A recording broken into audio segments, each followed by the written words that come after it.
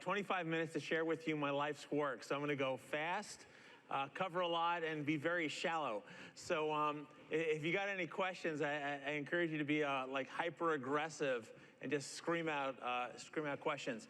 So in terms of the outline, I'll just get through it. It's 25 minutes. You don't need to read ahead.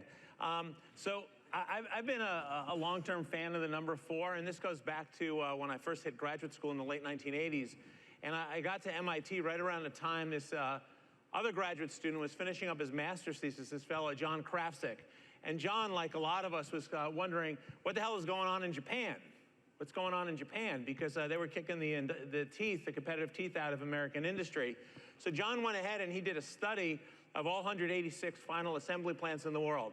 And what John found is on any given day, no surprise that most of them, 181 of the 186, on any given day, most of them needed about the same number of people equipped with the same amount of capital equipment and the same amount of physical space to make more or less the same amount of cars.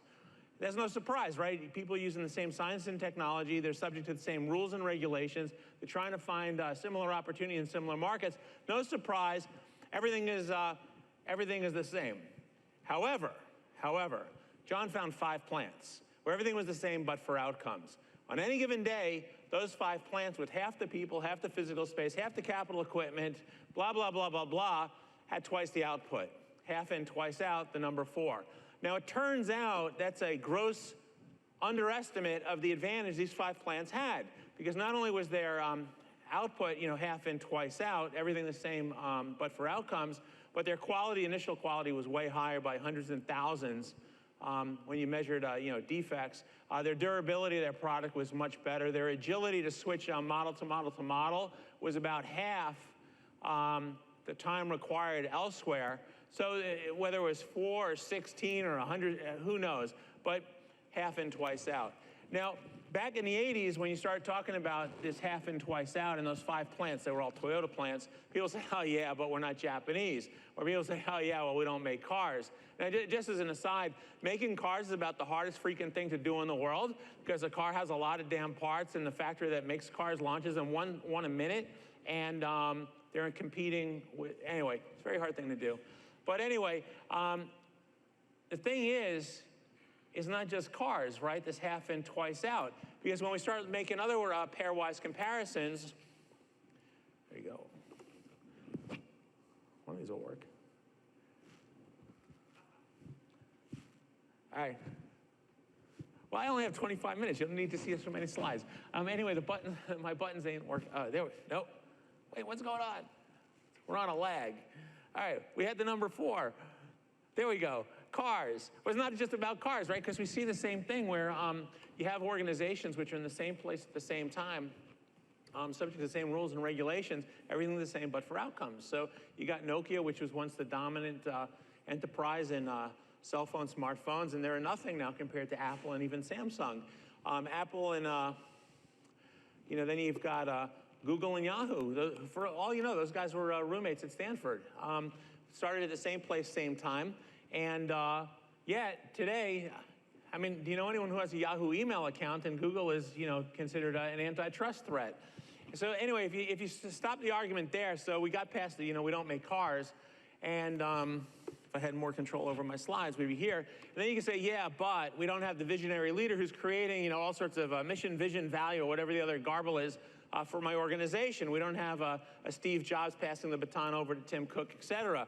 But then you got your before and afters. And you got so here's the thing about before and after. It's the same people doing the same thing with the same rules, regulations, science, and technology, trying to find similar opportunities in the same areas. The same damn people, and everything is the same, but for outcomes. And so, going through some of these examples, so Alcoa took, really high-risk, high-hazard operations, made them nearly perfectly safe. Pratt & Whitney, after a series of very, very expensive losses, trying to compete to put their engines on somebody else's planes, they, on a pilot program, won the contract for the F-35. There's before and afters of high-risk, high-hazard medical practices, taking the threat to patients down to 0 in terms of nosocomial infection and patient falls and mismedication, blah, blah, blah. And we had some great examples back when Intel was actually world-class of doing so much more with so much less effort. Now here's the thing, when you start looking at this and saying, well, all right, we've eliminated this as a Japanese thing, we've eliminated this as sector specific, it's actually all the same people, you know, where everything is the same but for outcome, what's left is an explanation. If everything's the same but for outcome, there's got to be something different, right? So what's left? What's left is the management system, because everything else is the same. So the same rules of the game, the same resources into the game, the same way to score points in the game has got to be the coaching. And you know, our premise here is when we start thinking through, you know, why we form up organizations in the first place. We form them up to solve really hard problems. I'll build this example further. But what that really shifts is that if you're responsible for other people, your job as a leader is to create conditions in which those people for whom you're responsible can solve really hard problems well. How are we doing so far? All right, because I just want to offer, you know, I'm coming out of a background where people are looking, you know, really hard at industry and thinking a lot about, you know, optimization, flows of materials through machines and this thing and that thing, or science and technology. But to say that we're competing on our brain power, right, and that the winners are actually really conscientious about creating conditions because they know their competition is on brain power, that's kind of a big deal. Actually, I'll throw it in here because I only have 18 minutes left anyway. I'm almost at the end. So I was at a Toyota plant. There's a fantastic plant in San Antonio, Texas. They make the Tundra and the Sequoia. They have like 18 versions of each. They make them basically to order. It's like a mass customization situation. So we were down there, and we had a chance to meet the not only the current, but then his replacement, the site president. It doesn't give you a sense of what it means to be a site president at a Toyota plant. You've got you know, 3,000, 4,000, 5,000 people of your own, you know, Toyota employees. You have another several thousand of on-site employees of first-tier suppliers. So you got an operation about 10,000 people. And on top of that, you know, just when I talked to my Navy friends, I said, you realize running a Toyota plant is like running a carrier strike group in terms of number of people. It is very competitive because you got to be launching a Tundra or a Sequoia every minute, and that's a $70,000 vehicle, which has to be defect-free to go into the marketplace, and each one is different from the one that came off the line before it and after it. So it's kind of a big job. So we're asking this woman, Susanna, is like, you know, congratulations, you got this new job. What do you want your legacy to be? And she looks at us and said, legacy? Legacy? I'm a steward. I am temporarily responsible for the management system that allows all these thousands and thousands of people for their individual efforts to come together in such harmony every day. My legacy, I just want to make sure when I leave this system, people can look and say, good thing for Susanna, she left a better shine than she found it. Which is a very different way, right? But then people said, well, in terms of you know, your stewardship, what are your concerns? You say, well, thing is, if you want to get a car to launch off a factory every minute, there's a lot of damn parts. And that's just an example. To give you an example, a seat set has 900 parts. They come from 126 suppliers in 22 different countries, and those damn things manage to fly together every minute without fail. Without fail. And that's just the seats. I can't even talk about the transmissions and the rest of the powertrain and all that. And that's just systems for parts. Then you have all the systems that support all the production equipment, which may be 10,000 pieces of capital equipment, which run over 90%. You know, the operational availability is way in the high 90s. And that stuff just keeps running. We were looking at an engine line. We said, well, how do you keep this thing running? They said, well, we got a lot of well-trained people, but we also have 50,000 parts in stock, so if something breaks, we can fix that sucker right away. And we said, you got 50,000 parts on these machines? They said, oh, no, it's many more. But we also have a machine shop which can whip out the ones we don't stock.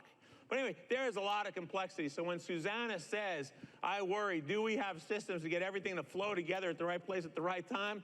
You realize that's a non-trivial concern. But then Susanna says, she says, you know, to get all those systems designed and built and operating and maintained and improved and diagnosed, you've got to have a lot of problem solving because we've got a lot of systems. So then she says, you know, but that's my second level concern.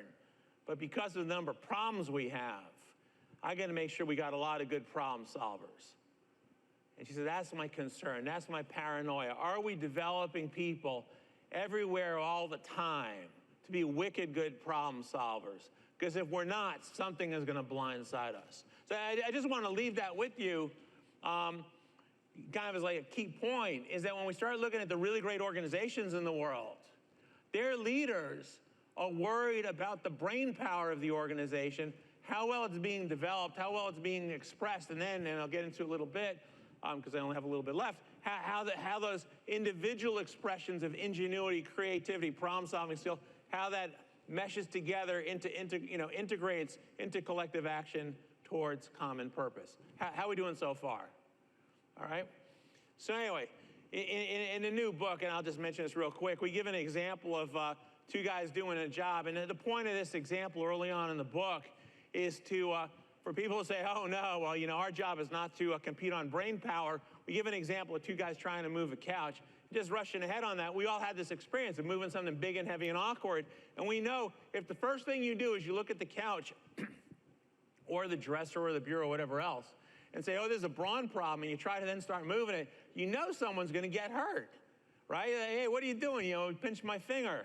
The way to move a couch successfully is before you even touch the couch, you think and discuss about all the problems with moving with the couch. Like, where do I lift it? Where does it balance? Where do I get a good hold? Do I have to go through a door? Do I have to tip it up through the door? Are there stairs involved? Do you go up the stairs first or what I do?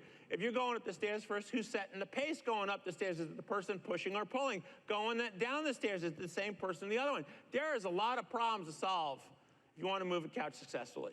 So anyway, we use that as a setup to say, well, if moving a couch is so much brain power, and the success between moving it well and not moving it well is how many problems you solved before you got into production, then how about real work? So how are we doing so far? All right. So anyway, then we start this other thing, and this kind of connects to Matt's talk about culture here, is a lot of times we think about, oh no, we're a really good problem-solving organization. And yeah, a lot of that problem solving is on the objects, technical objects. And nerds and geeks, they love objects, right? Because if you focus on an object, you don't have to talk to another person. Look, I watch Big Bang and Sheldon. There's a lot of Sheldons in the world. And then there's a lot of ingenuity applied onto the instrumentation by which we act on objects. So on the Big Bang, I guess that's Leonard. He's got a laboratory. He's got a lot of lasers and gadgets and stuff. But there's another bit in enterprises, which I think is the unattended to, unengineered set of systems. And that's what we call in the book the social circuitry overlay. So we invented some nice terms. Social circuitry overlay of processes and procedures. And this kind of ties back to Matt's talk about bureaucracy. Because what is a process and a procedure? It doesn't transform anything. All it does is make connectivity. And why does it make connectivity? Because most of the work we do, whether it's moving a couch or anything else more complicated, difficult than that, most of the work we do can't be done unless we somehow harmonize individual effort into collective action. And it's the processes, the procedures, the routines, the norms of an organization that let us do that well or not. And so in the book, we say, we really got to pay a lot of very deliberate attention to processes and procedures with the question always, are they letting us? Or are we creating conditions, that's a better way to say it, are we creating conditions in which the people for whom we're responsible, are we creating conditions in which they can give the fullest expression to their ingenuity, their creativity, and their problem-solving skill? How are we doing so far? All right?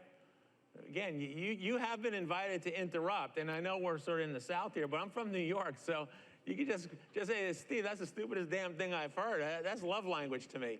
All right.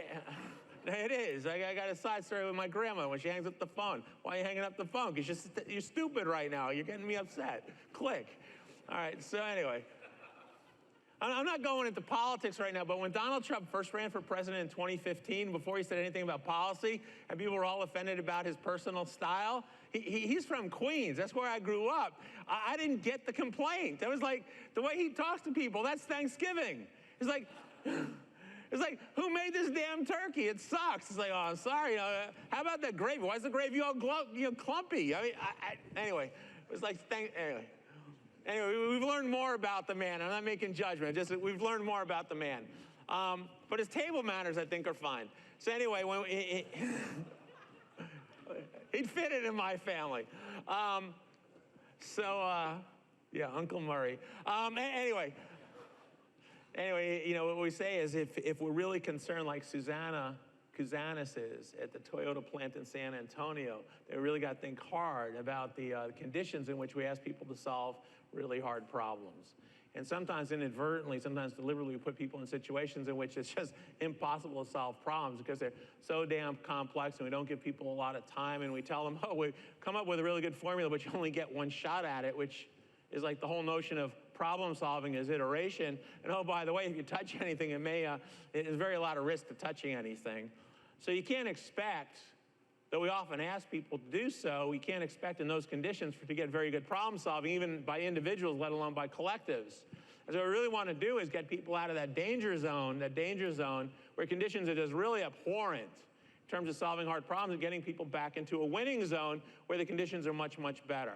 And that's the theme of the book, where we really explore, well, how do you get people out of the danger zone? And in some regards, you know, if you got sort of like a little neurodivergence, you want to think this is an engineering problem, but it's certainly a cultural problem like Matt was referring. So in the book, we talk about, you know, first thing first, if you want to solve really hard problems, you gotta make sure you're not asking people to solve problems in a very fast-moving environment. It's just impossible. So we made up a term. We call it slowification. But the idea is you want to get people in a situation where they actually have some control over time versus time having control over them. And why is that? Well, there's actually cognitive reason for that. Because our brains can do things very quickly, but the only things our brains can do quickly is stuff that's already muscle memory. We've got the sets and the reps, we've got the habits, we've got the routines, we've got the stimuli response, trigger, reaction, whatever else. But when you walk into a situation where you're not wired for that situation and you get triggered, God knows you're going to behave very, very badly. I grew up doing a lot of sports, and I got to say, the stimuli response you get from being on male sports teams does not prepare you for the stimuli response you should have when you're dating for the first time, right? And so you got to slowify. You got to get into some slow thinking, be deliberative, creative, generative, self-reflective, self-critical. You know, my early dating years, it was not only self-critical, I got a lot of criticism on it, but the point is, you got to be in a situation where it's safe to call out problems. And so, you know, connecting back to what Matt said about culture, this whole notion of safe to call out problems, it's, you know, part of that is an engineered thing, because if you're responsible, you've got control over how other people spend their committed time, you know, then you have some control whether they're spending their committed time in a fast-paced environment where it is really stimuli response, trigger reaction, or do you have control where they're actually having committed time in space, where things are slow or moving, where you have opportunity for repetition, you have opportunity for contemplation, you have opportunity for feedback to process it, consider it, so on and so forth. So how are we doing so far? All right. So second mechanism we talk about in the book is this idea of simplification. And that's basically, it's taking really big problems and breaking them down into smaller pieces, because the pieces are manageable, even if the whole is not. And again, with 6 minutes left, I won't go into a lot of example, but when we write a lot about the manned missions to the moon and how, you know, Neil Armstrong, he steps down on the moon, he says, giant step for man, you know, small step for man, giant leap for mankind. And at first glance, as we argue in the book, it sounds very poetic. But then we say, yeah, but you know, it's actually quite accurate. Because you know, we document it in the book, so I won't go into all it now. But when Neil Armstrong stepped on the moon, it really was a small step. He stepped off a ladder. He started looking, well, what had been established before that? Well, that was Apollo 11. On Apollo 10, that crew had gone all the way to the moon. They had orbited the moon. They had actually gotten into the lunar excursion module and descended towards the moon. And it was at 47,000 feet that they aborted the landing. They weren't planning on it. Rumor has it there was a sign, you know, taped to the window like, guys, remember, you don't have fuel to go all the way down and all the way back up. But at 47,000 feet, they returned to lunar orbit, rendezvoused with their command module, and came back to Earth. Now, the reason they were able to do that is on the previous flight, which is Apollo 9, someone had already tested out all the rendezvousing of all this different equipment, but in Earth orbit. And Apollo 8, that crew had gone all the way to the moon and orbited the moon and then come back without any attempt on landing. And that was the one where you get that, reading out of Genesis on Christmas Eve and the picture of Earthrise over the moon. That was Apollo 8. What's the point? Is when Neil Armstrong steps down and says, small step for man, giant leap for mankind, it was actually, all right, 47,000 feet's no small step. But that's what was novel. Apollo 11 verses 10, and then back to 9 and 8 and 7 and so forth. It was that taking the very big problem of sending a man to the moon and having him come back safely to the Earth within a decade, NASA figured out how to break that into millions and millions of little steps, because the little steps at least were tractable, but going to the moon and coming back, when John Kennedy said that in 1963, that's freaking impossible. So anyway, how we doing? All right, so you got to give people time and space to think, not just react. When you ask them to think, you got to break things down so they can think about things they can actually wrap their head around. And then the other term, and this goes back to my immersion and being a student of Toyota for 30 years and lessons from Alcoa, is that what you have to also do is if you're really competing on your collective ability to solve really hard problems, you got to make it evident that there's a problem to solve. And I'm grabbing a phrase I learned from a colleague who's in the Naval Reactors program. He said he's had a 35-year career of trying to see little problems before they have a chance to become big ones.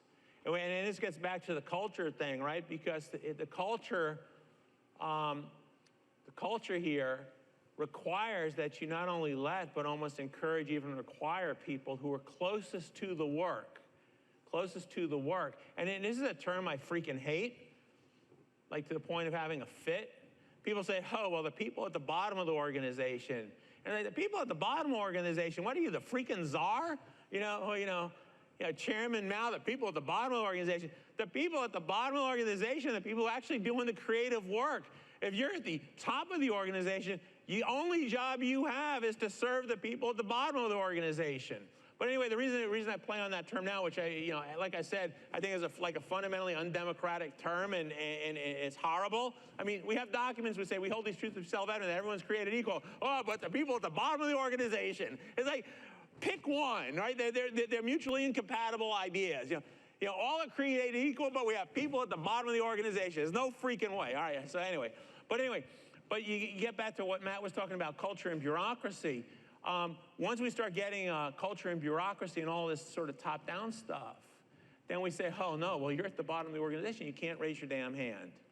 All right, so anyway, I got 2 minutes left. I got a lot of stuff. I'm going to jump to the end because I just want to pick up on this thing because I got wound up now on this, like, we have values as Americans. We should live the damn things.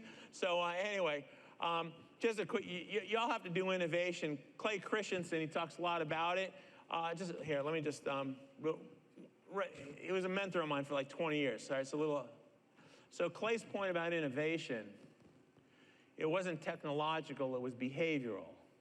And it was some of these aspects that make the problem solving easier. So one of Clay's great examples is the displacement of the steam shovel business by backhoes. And Clay's point, or his narrative is that no one said, oh, instead of steam shovels for mining and excavation, we're going to have backhoes. Instead, the first problem that motivated the invention of a backhoe was some dudes in California who had to dig irrigation ditches. And they were looking and said, who wants to do this literally back-breaking work of pickaxes and shovels? And the guy says, well, I got a tractor. It's got a lot of horsepower. Maybe we can rig it up to do your irrigation ditch. All right, so you start thinking about it. That's the amplification of a problem. Then offline, some slowification of the problem solving. And the first problem was a very simple one, was just convert the tractor to do something that a human being can do. All right, but then what happened was that, a friend walks in and says, hey, man, that backhoe thing you got, I don't even know if they called it a backhoe then, that thing you got there that's doing such a good job on irrigation ditches, can we do trenches? And they said, well, not the thing we have here, but maybe if we buttress it up. So they made a ditch digger. And anyway, on and on and on, and then you get these backhoe excavators. And tapping, Clay's point is that if you try to go from nothing to backhoe to displace steam shovels, you're never going to get there because you're in the danger zone. But what did those folks do? They did it bit by bit by bit by bit simplification. Each bit was a response to the amplification of a particular person's problem, and they got to a good answer. All right, so I got 10 seconds left. So Chance for a question. All right, so let me just summarize real quick, because just, like I said, life's work. Let me get carpal tunnel. I just want to finish one last example. There's a lot of good stuff in the book, but I just want to say back to the people at the bottom. So, and I apologize for going over. I'll grab a minute. So we're doing a lot of work in the shipyards now, and as you Navy folks know, you have fewer ships on station than you would care to have, and that has national security consequences. It also has consequences on people who join the Navy to see the world, and they're sitting in Kittery, Maine. You know, that's not a good trade-off. But one of the ways we're trying to repair that is the condition had been that the wrong things were showing up at the wrong time, or the right things weren't showing up at the right time in the right place. And it meant that machinists and mechanics, the people at the bottom of the organization, were having to scramble to get stuff done. And it was an initiative carried out, and it started off, again, back to simplification, slowification. They picked one valve. Any submariners in the room? It turns out there's a thing called trim and drain, and there's a valve called trim and drain valve 43. I guess there are 42 other ones, who knows? But this woman, Emery, was asked, she said, look, when you start this job on trim and drain valve 43, unless you think the job is actually ready to work, and this is the key part, start to finish, uninterrupted, refuse to work. She said, what? She said, yeah, I know you're an industrious New Englander, but refuse to work. And then her supervisor, Shane, he said, look, and rather than doing hunting, gathering, foraging to find the stuff Emery needs to actually be ready to work, you know, somewhat start to finish, don't do that. What we want you to do is amplify the problem. And he amplified the problem to the senior leader in the shipyard, this guy coincidentally also named Steve. And Steve kept showing up and said, what's the problem? And when he found out, he grabbed the heads of the other codes, the other departments, to say, hey, y'all aren't supporting Emery over here. Get your ass in gear. Rigging, craning, you're not lifting the stuff that she needs. You're not giving her the apparatus she can lift on her own. QA, your forms utterly suck. No one can fill these things out. Can you get with Emery and work these things out? Engineering, there's a technical direction she needs. You're not giving it in a timely fashion. Get your heads together with Emery. So long and short on this thing, and the reason I want to end here, all are created equal. The people at the top decided that they had this thing misconceived, and they gave Emery, the people at the bottom, voice to complain when her situation was imperfect. And they responded, and the way they responded was in a very non-bureaucratic fashion, right? Because they try to create connectivity across the silos into well-functioning systems. So anyway, that's our thesis, is that if you do that, like Susanna, Toyota, or the folks in the shipyard and other people who've set great examples, you win all the time. And if you don't do that, well, then you don't. So that's my story. I'm sticking to it, and thank you very much. See ya.